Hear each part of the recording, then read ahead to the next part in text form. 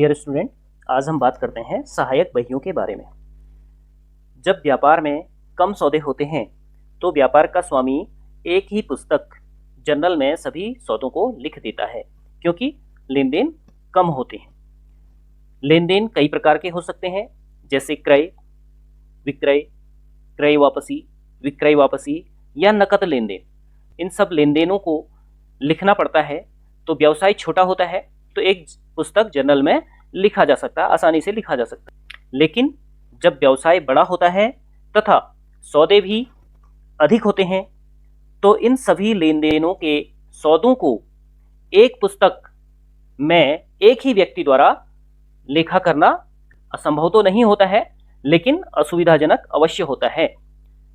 अतः इन असुविधाओं से बचने के लिए बड़े व्यवसाय में एक पुस्तक के स्थान पर अनेक पुस्तकें रख ली जाती हैं, जिन्हें सहायक बहियां कहते हैं। क्योंकि बहुत सारे लेन देन होंगे, उन सारे लेन देनों का लेखा एक ही व्यक्ति करेगा तो हो सकता है कि गलतियां हो जाए, व्यवसाय में कहीं गलती हो जाए। इस समस्या से बचने के लिए अनेक बहियां रख ली जाती हैं, जो अलग अलग व्यक्तियों के पास रहती हैं। उनमें अलग अलग व्यक्ति लेखा करते हैं। तो ये हमारी एक प्रकार से जर्नल का उपविभाजन होता है, जर्नल को ही बांट दिया जाता है। सहायक बहियां कुछ इस प्रकार हैं। पहला है रोकड़ पुस्तक। रोकड़ पुस्तक का मतलब होता है जो लेन देन नकद होते हैं, उनको रोकड़ पुस्तक में लिखते हैं। दूसरा है क्रय पुस्तक, जो हम खरीदते हैं, कौन सा, बेचने के लिए जो माल हम खरीदते हैं, जो वो माल जिसका हम व्यवसाय करते हैं, जिसका हम व्यापार करते हैं, जिसको हम बेचने के लिए खरीदते हैं, और वो भी हम उधार खरीदते हैं। क्योंकि नकद वाला तो रोकड़ पुस्तक में चले जाता है, नकद क्रय हो या नकद विक्रय हो, वो रोकड़ पुस्तक कैश बुक में हम उसको लिखते हैं। दूसरा, और जो उधार क्रय होता है उसको क्रय पुस्तक में लिख देते हैं, और उधार विक्रय होता है उसको हम विक्रय पुस्तक सेल्स बुक में लिख देते हैं। फिर चौथी होती है क्रय वापसी पुस्तक। क्रय वापसी पुस्तक का मतलब है जो माल हमने खरीदा वो किसी भी कारण से ठीक नहीं था, जैसा हमने ऑर्डर किया था वैसा नहीं था, तो हमने उसको वापस कर दिया, तो ये परचेज रिटर्न बुक में इसको लिख देंगे। पांचवी पुस्तक है विक्रय वापसी पुस्तक। जो माल हमने बेचा था किसी कारण से, जो क्रेता है उसने माल हमको वापस कर दिया, तो इसको हम सेल्स रिटर्न बुक में लिखेंगे। और प्राप्य बिल पुस्तक है, फिर बिल्स रिसीवेबल बुक है। हमने माल बेचा, उधार माल बेचा है, हमने उधार माल बेचा और उस पर एक बिल लिखा। किस पर, जो माल का खरीदने वाला है, माल का क्रेता, उस पर एक बिल लिखा है। उस बिल को क्रेता ने स्वीकार किया, मतलब उस पर हस्ताक्षर किए, और वो बिल हमारे पास आ गया, तो ये प्राप्य बिल पुस्तक होता है। और जिस दिन वो हमें पैसे दे देगा हम उसको बिल वापस कर देंगे। वैसे ही देय बिल पुस्तक होती है, बिल्स पेबल बुक अंग्रेजी में कहते हैं। मतलब हमने किसी से माल खरीदा था तो जो विक्रेता था उसने बिल लिखा था और हमने उसको एक्सेप्ट किया था, हमने उस पर साइन किए थे। कि बिल ऐसा होता है कि इसमें लिखा जाता है कि इतनी धनराशि है और इस धनराशि का भुगतान मैं 2 महीने 3 महीने इतने में कर दूंगा, तो और मैंने साइन करके उसको दे दी, किसको, विक्रेता को, जिसने मुझे माल बेचा था। तो ये देय बिल पुस्तक में इसका लेखा किया जाता है। फिर ये जो हमारी 7 पुस्तकें हैं, रोकड़ पुस्तक, क्रय पुस्तक, विक्रय पुस्तक, क्रय वापसी पुस्तक, विक्रय वापसी पुस्तक, प्राप्य बिल पुस्तक और देय बिल पुस्तक, इन सारी 7 पुस्तकों में जो लेखे नहीं हो पाते हैं उनको हम मुख्य जर्नल या जिसको जर्नल प्रॉपर कहते हैं, इसमें हम इनका लेखा कर देते हैं। जैसे जो हमारी स्थायी संपत्ति होती है उसका क्रय विक्रय, या प्रारंभिक और अंतिम प्रविष्टियां होती हैं, या फिर कुछ गलतियां होगी तो उसको भूल सुधार की जो प्रविष्टियां होती हैं वो हम मुख्य रोजनामचे या जर्नल प्रॉपर जिसको कहते हैं इसमें लिख देते हैं। आइए बात करते हैं इनके बारे में। सबसे पहले है रोकड़ बही। रोकड़ बही क्या होती है? इसमें रोकड़ तथा बैंक संबंधी समस्त व्यवहारों को लिखा जाता है। जैसे कि इसके नाम से ही स्पष्ट है, कैश बुक, मतलब जितने भी नकद लेन देन होंगे, नकद क्रय और नकद विक्रय, दोनों इस पुस्तक में लिखे जाएंगे।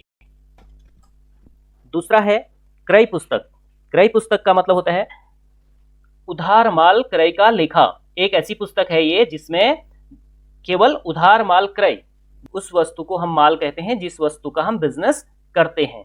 तो बेचने के लिए जो हमने उधार माल खरीदा है उसको हम कहाँ लिखते हैं? क्रय पुस्तक में लिखते हैं। क्रय 2 प्रकार का होता है, एक तो हमारा कैश परचेज होता है, नकद क्रय होता है, दूसरा उधार क्रय होता है। तो यहाँ पे कैश परचेज या नकद क्रय को नहीं लिखा जाता है, उसको हम कहाँ लिखते हैं, रोकड़ बही में लिखते हैं। इस पुस्तक में लिखते हैं जो हमने नकद खरीदा है, लेकिन उधार जो खरीदा है वो इस पुस्तक में लिखेंगे। ये एक फॉर्मेट है, purchase book of Shri Ram and company. Ram and company नाम है। इसमें 6 कॉलम होते हैं, date, particulars, invoice number, ledger folio, detail amount और नेट अमाउंट। डेट में क्या है, दिनांक लिखी जाती है।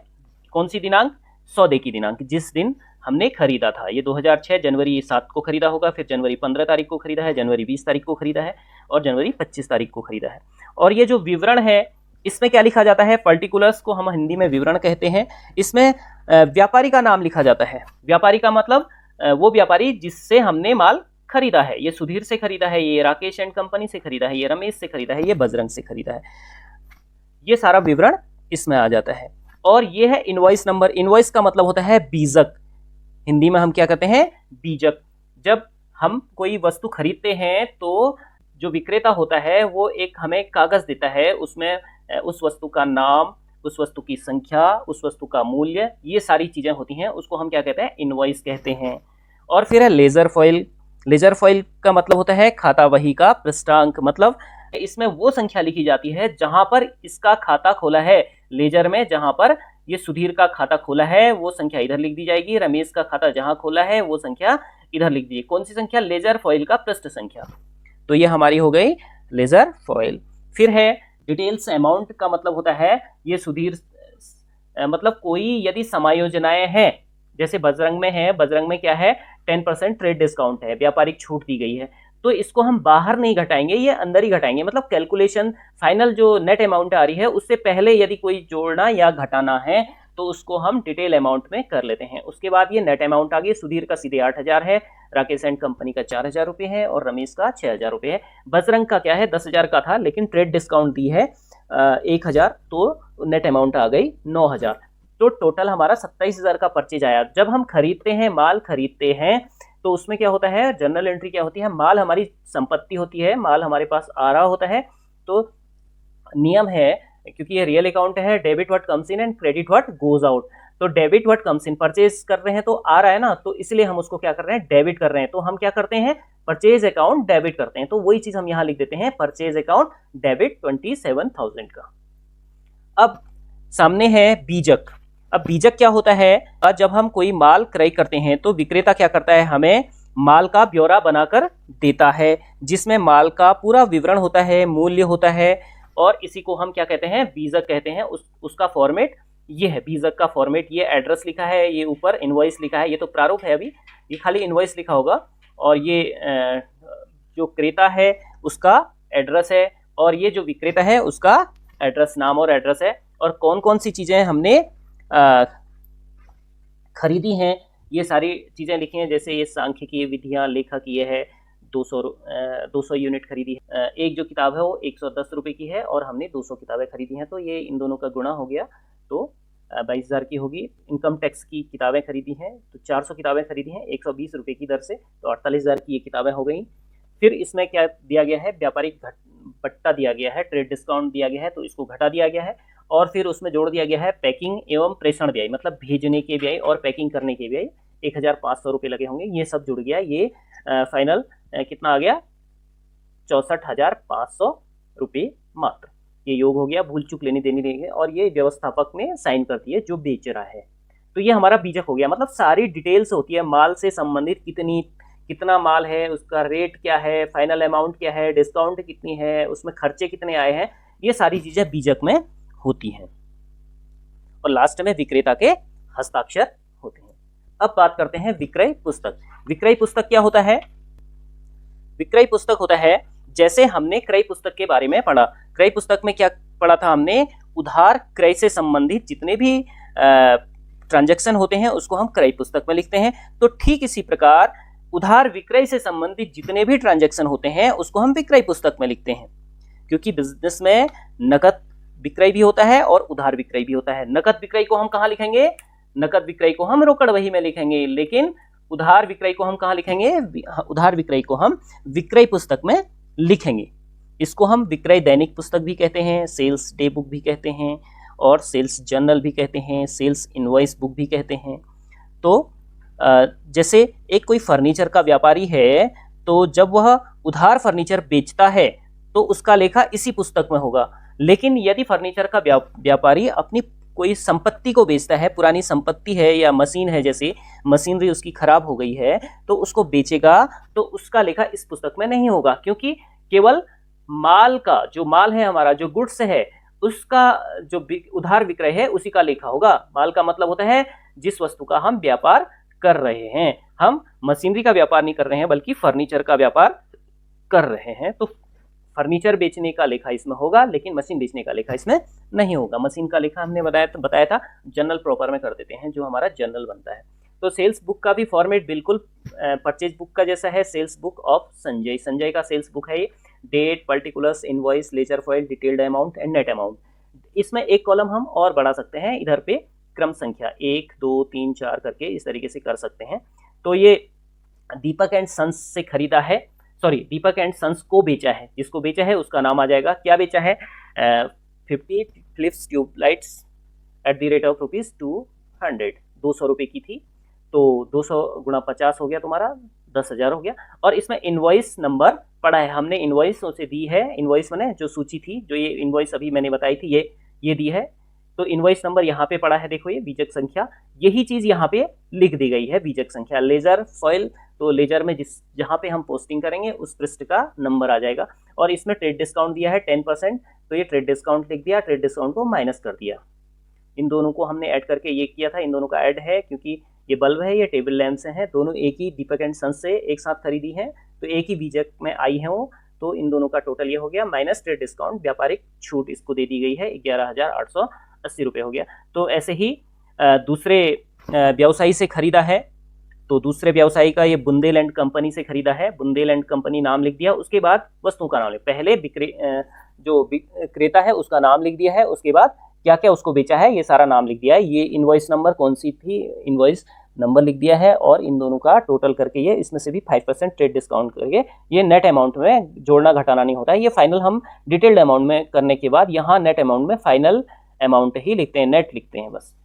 और लास्ट में क्या करते हैं, महीने के अंत, जिस महीने में बना रहे हैं, जैसे ये जनवरी 2 को है और ये जनवरी 8 को है, तो इसको हम क्लोज, ये जो सेल्स बुक है इसको हम क्लोज किस दिन करेंगे, जनवरी मतलब लास्ट तारीख को। जिस महीने में बना रहे हैं उसकी लास्ट डेट है जनवरी 31, क्योंकि जनवरी 31 जा रहा है, जनवरी 31 में सेल्स अकाउंट क्रेडिट लिख देंगे। क्योंकि सेल्स अकाउंट क्या होता है, सेल्स क्या है हमारा, माल को बेच रहे हैं तो माल जा रहा है ना, रियल अकाउंट है। सेल्स में क्या होता है, माल जाता है, तो हम क्या करते हैं, जाने वाली वस्तु को क्रेडिट कर देते हैं, तो सेल्स अकाउंट क्रेडिट लिख देंगे। जैसे वहाँ पे हम इसमें परचेज अकाउंट डेबिट लिख रहे थे, परचेज, क्योंकि परचेज में हमारे पास आ रहा है तो आने वाली वस्तु को डेबिट कर देते हैं। तो ठीक इसी प्रकार सेल्स में जा रहा है तो सेल्स अकाउंट क्रेडिट कर देते हैं 27,080 से। ये हमारी विक्रय पुस्तक का फॉर्मेट है। अब फिर है क्रय वापसी पुस्तक। क्रेता द्वारा कभी कभी क्रय किए गए माल को किन्हीं कारणों से विक्रेता को वापस करना पड़ता है। जो भी माल को खरीदने वाला है उसने विभिन्न कारणों से, कई कारण हो सकते हैं, उस माल को विक्रेता को वापस करना पड़ता है। इस प्रकार के व्यवहार जब अधिक संख्या में होते हैं तो उन्हें लिखने के लिए एक अलग पुस्तक रखी जाती है, अलग पुस्तक बना दी जाती है। इस पुस्तक को ही क्रय वापसी पुस्तक कहते हैं। जब हम का मतलब है व्यवसायी, जो व्यवसायी ने क्रय किया है उसमें से बहुत सारा माल वापस करना होता है, क्योंकि ट्रांजैक्शन बहुत ज़्यादा हो जाते हैं, तो इसके लिए हम एक अलग पुस्तक बना देते हैं, क्रय वापसी पुस्तक। इसको हम अंग्रेजी में परचेज रिटर्न बुक या परचेज रिटर्न जर्नल या रिटर्न आउटवर्ड बुक भी कहते हैं। तो जो हम माल लौटाते हैं वो उसके कारण हो सकते हैं, माल अच्छी किस्म का ना हो तब वापस कर दिया, या जब माल का मूल्य आदेश के अनुसार न लगाया गया हो, ज़्यादा मूल्य लगा दिया है और हमने आदेश दिया था कि इतने मूल्य तक होना चाहिए तब वापस कर दिया है, या जब माल समय पर प्राप्त न हुआ हो और समय के बाद प्राप्त हुआ हो और अब उसकी डिमांड खत्म होगी। जैसे सर्दी के दिन है तो हमने जैकेट मंगाई थी, लेकिन वो जैकेट कब आ रही हैं, अप्रैल में आ रही हैं। हमने दिसंबर में मंगाई थी लेकिन वो आ रही हैं अप्रैल में, तो उन जैकेटों का हम क्या करेंगे, इसलिए हमने उसको वापस कर दिया। या गर्मियों के दिन है और हमने टी शर्ट्स मंगाई थी और वो टी शर्ट्स कब आ रही हैं, अक्टूबर या नवंबर में आ रही हैं, तो उन टी शर्ट्स का कोई महत्व नहीं रह जाता है। या फिर क्या होता है, अच्छी पैकिंग विक्रेता ने नहीं की थी तो जिस कारण से माल टूट फूट हो गई है माल में, तो हम क्या करेंगे, उस माल को वापस कर देंगे। तो वापस करेंगे तो उसको कहीं ना कहीं लिखना होता है, तो हम वापस करने के लिए परचेज रिटर्न बुक बना देंगे। ये सुशील के यहाँ बनाया है परचेज रिटर्न बुक ऑफ सुशील। इसमें सबसे पहले कॉलम में डेट है, जिस डेट को हमने वापस किया है, और फिर जिसको हमने वापस किया है, ये संजय को वापस किया है, दीपक को वापस किया, क्योंकि व्यवसायी एक ही व्यक्ति से माल को क्रय नहीं करता है, उसको कई जगह से क्रय करना पड़ता है। तो उन सबका जिन जिन को हमने वापस किया है माल, तो और ये है डेबिट या क्रेडिट नोट। ये डेबिट और क्रेडिट नोट भी आगे हम बताएंगे। फिर ये लेजर फॉइल, इसको आप जानते ही हैं, ये है डिटेल्ड अमाउंट, और ये फिर नेट अमाउंट है। और जिस महीने हम ये परचेज रिटर्न बुक बना रहे हैं उस महीने का लास्ट दिन में हम इसको क्लोज कर देंगे और परचेज रिटर्न अकाउंट क्रेडिट लिखेंगे, क्योंकि परचेज रिटर्न, परचेज में आ रहा है, रिटर्न में जा रहा है। परचेज रिटर्न में माल जाता है, तो माल जाता है तो उसको हम क्या कर देते हैं, क्रेडिट कर देते हैं। तो इसलिए इधर पे महीने के अंत में जिस दिन हम इसको क्लोज कर रहे हैं, परचेज रिटर्न अकाउंट क्रेडिट कर देते हैं। इतनी अमाउंट का माल हमने वापस किया। फिर आता है नाम पत्र, इसको हम अंग्रेजी में कहते हैं डेबिट नोट। अब यह डेबिट नोट होता क्या है? डेबिट नोट होता है जब क्रेता द्वारा माल वापस किया जाता है, क्रेता बने खरीदने वाला, ये माल को वापस करता है तो क्या करता है, विक्रेता को इसकी सूचना नाम पत्र के साथ देता है। ये नाम पत्र बना के देता है। इस पत्र में क्रेता विक्रेता को यह सूचित करता है कि उसने विक्रेता को इस राशि से डेबिट कर दिया है, और यही पत्र विक्रेता के लिए, जो माल को बेचने वाला है, उसके लिए जमा पत्र क्रेडिट नोट कहलाता है। तो इसका ये फॉर्मेट है। ये नवल ब्रदर्स है जो लिखने वाला है हल्द्वानी से, ये लिखने वाले का नाम हो गया। इस नाम पत्र मतलब ये क्रेता था, कहने का मतलब है नवल ब्रदर्स क्या था, क्रेता था, और विक्रेता कौन था, ये नैनीताल में दीपक बुक डिपो। तो नवल ब्रदर्स ने दीपक बुक डिपो से माल खरीदा था, और माल उचित न होने के कारण, ये माल का कारण यहाँ लिखा है, माल क्षतिग्रस्त होने के कारण वापस किया गया। तो क्षतिग्रस्त हो गया था तो उसने वापस कर दिया। किसने? नवल ब्रदर्स ने वापस किया दीपक बुक डिपो को।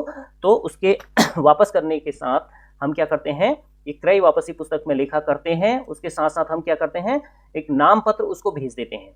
माल के साथ क्या भेजा हमने, नाम पत्र भेजा, और नाम पत्र में क्या क्या भेजा पूरी डिटेल लिख के, ये इस तरीके से एक फॉर्मेट है, इसको भेज दिया। इसकी 2 प्रतियां वो बनाता है, और एक प्रति जो विक्रेता है उसको भेज देता है, और दूसरी प्रति अपने पास रख लेता है, और दूसरी प्रति के आधार पर ये लेखा अपने यहाँ, ये इस प्रकार से क्रय वापसी पुस्तक में लेखा कर लेता है। अब आता है विक्रय वापसी पुस्तक। विक्रय वापसी पुस्तक क्या होता है? जैसे क्रय वापसी पुस्तक होती है, ठीक इसी प्रकार विक्रय वापसी पुस्तक भी एक प्रारंभिक बही है, और एक व्यापारी के लिए बहुत जरूरी पुस्तक है। क्योंकि हमने किसी को माल बेचा, जरूरी नहीं है कि वो माल उसको पसंद आए, या किन्हीं कारणों से, जैसे क्रय वापसी में जो कारण थे, जो कारण हमने बताए थे क्रय वापसी में, जैसे माल अच्छी किस्म का नहीं था, और मूल्य उचित नहीं था, और एक समय के पश्चात माल प्राप्त हो रहा था, या उसकी पैकिंग अच्छी नहीं थी, उसके कारण टूट गया था। तो ऐसा ही कुछ हम जब माल बिक्री करते हैं उस समय भी ऐसा हो सकता है। तो जो क्रय करने वाला है वो उस माल को हमें वापस कर देगा, तो उसको भी एक जगह लिखना पड़ता है। तो हम उसके लिए एक विक्रय वापसी पुस्तक बना देते हैं।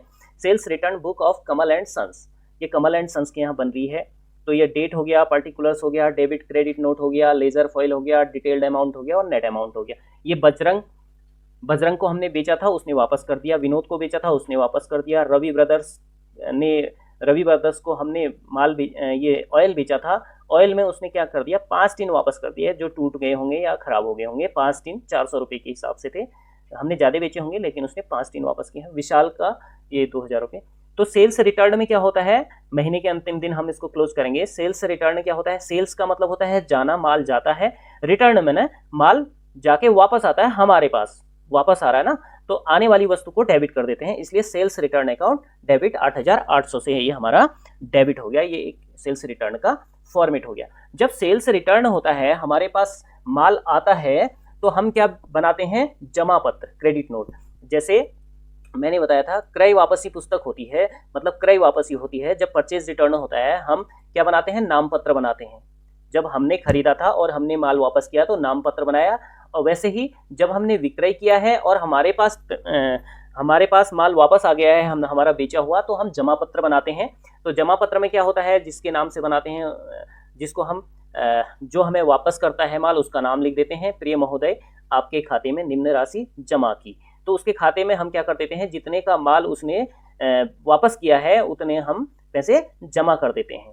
तो इसमें डिटेल लिख देते हैं, आदेश के अनुसार माल न होने के कारण माल वापस आया, और इधर पे हम अपनी साइन कर देते हैं। और एक प्रति हम किसको भेज देते हैं, जो माल वापस करने वाला है, मतलब जिसको हमने माल बेचा है उसको हम एक प्रति भेज देते हैं, और दूसरी प्रति हम अपने पास रखते हैं, और उसके आधार पर हम इसमें विक्रय वापसी पुस्तक में लिखा कर देते हैं।